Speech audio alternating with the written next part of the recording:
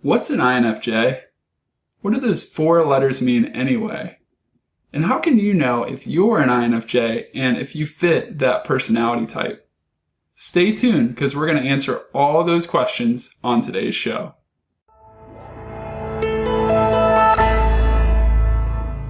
To start, what do the four letters INFJ mean? Simply put, they stand for introversion, intuition, feeling, and judging. Now, to understand that, you need to know that the INFJ personality type is one of 16 Myers-Briggs personality types that comes out of the work of Swiss psychologist Carl Jung. And that work was later adapted and applied, made more practical by Catherine Briggs and Isabel Myers, hence Myers-Briggs. Now, when they did that, they identified four pairs of preferences, which include introversion and extroversion, intuition and sensing, feeling and thinking, and judging and perceiving.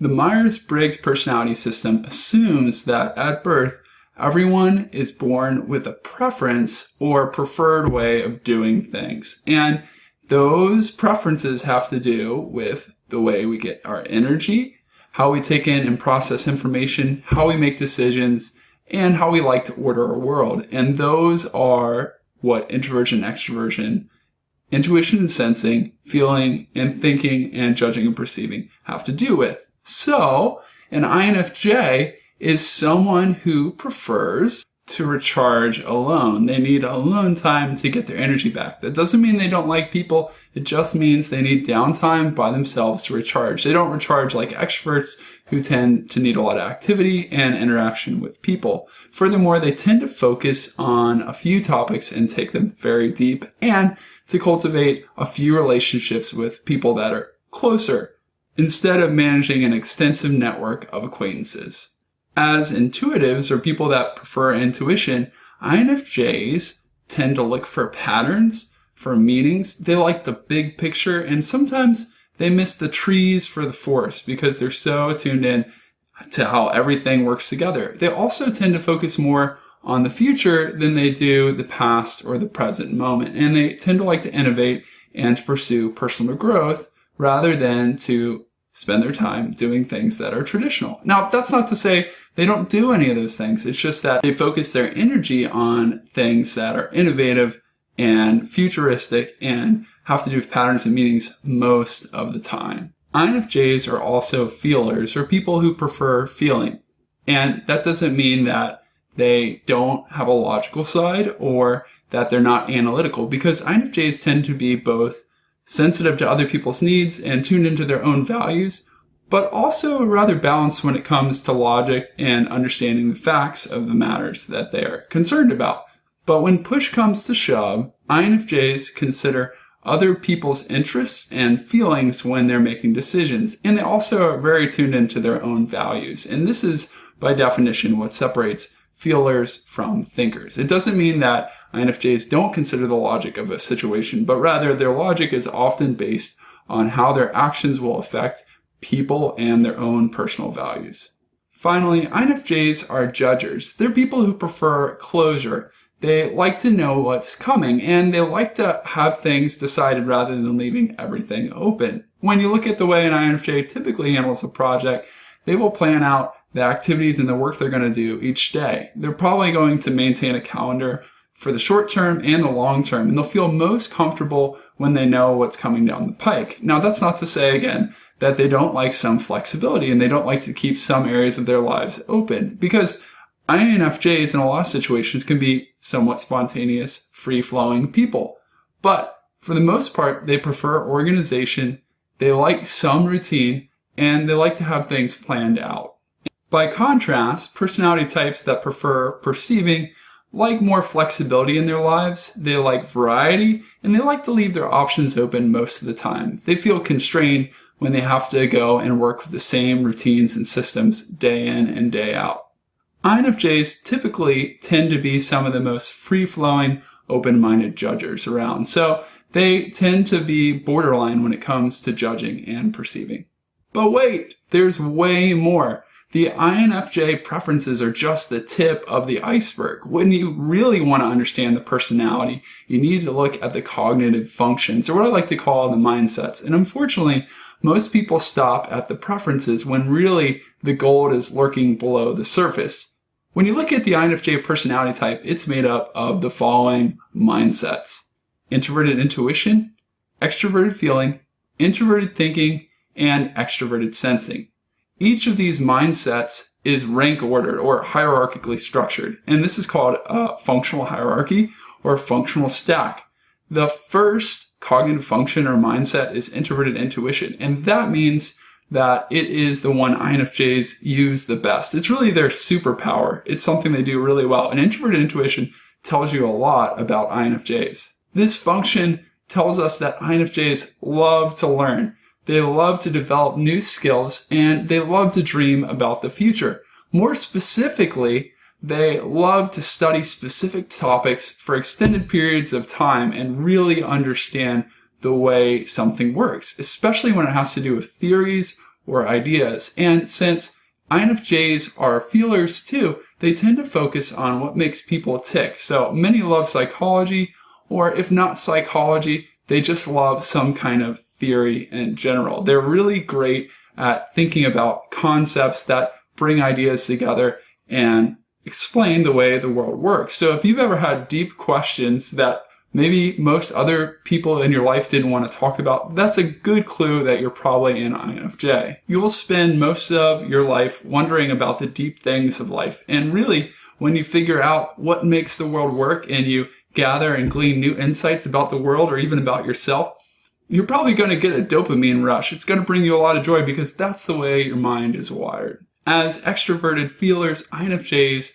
aim to please other people first. And this is what most people notice about INFJs when they encounter them. They're just really nice people who are caring and compassionate and who sometimes are described as altruistic. Now, we all have things we need to work on, and INFJs aren't perfect people, but they generally are others-centered and aim to please others before they please themselves. So if you're the type of person who just has to help other people feel welcome or loves to help other people grow and to listen to them and give them great feedback, that's a good clue that you're an INFJ too and that you are an extroverted feeler. As I mentioned before, INFJs have a good balance between feeling and thinking. So they can both relate to people and express compassion and show empathy, but they also have a very logical, analytical side. And depending on which one they spend time developing and what their family of origin was like and what their job requires them to do, they may have a more developed extroverted feeling side or a more developed introverted thinking side. But by and large, INFJs are people who prefer efficiency and hate to be controlled. And this is true of most introvert thinkers. They need a lot of freedom to do their work.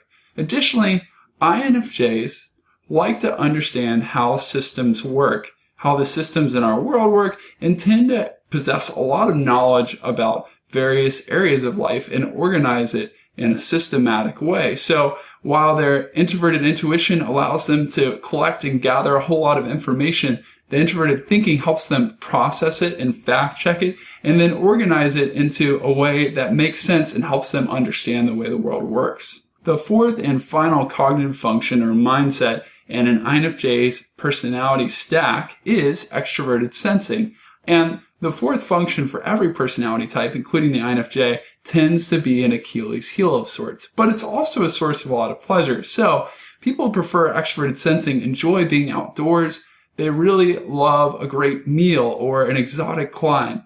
They just appreciate beauty and they like nice stuff. And while INFJs don't need a lot of nice things, they do prefer to buy high quality items when they make a purchase.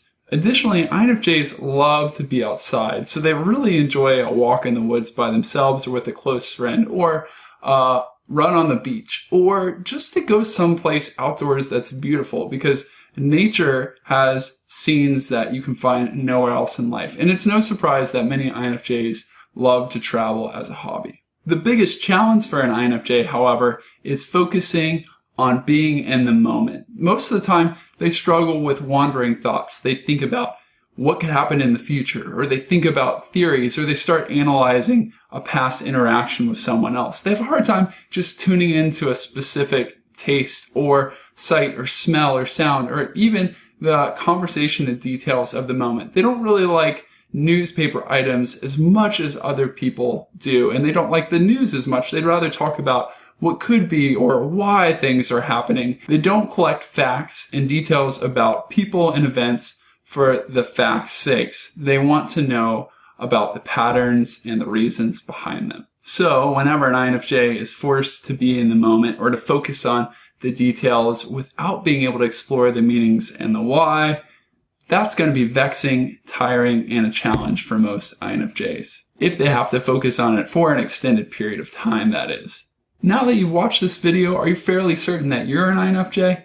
Would you like to know way more about your personality and what makes you tick, as well as how you can better understand yourself, reach your potential, and live a life of purpose? Or maybe you already know you're an INFJ and just want to do those things and learn more about who you are and how you can use your gifts in this world. No matter what shoes you're in, I'd love to give you a copy of my recent ebook, The INFJ Personality Guide. And you can grab a completely free copy of this guide by texting the letters INFJ to the number 444999. Or you can visit ispeakpeople.com/INFJ-personality-guide. And I will put that link in the description below the video so you can just click on it. But I'm giving this to you because I want you to know that you're not messed up or broken. You're just different, and that your gifts and your abilities are needed in this world. And furthermore, your way of operating is completely legitimate. So I really encourage you to grab a copy of this guide.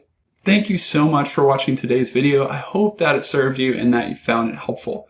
If you haven't yet subscribed to the channel, I encourage you to do that. I'm producing new content every week for INFJs just like you.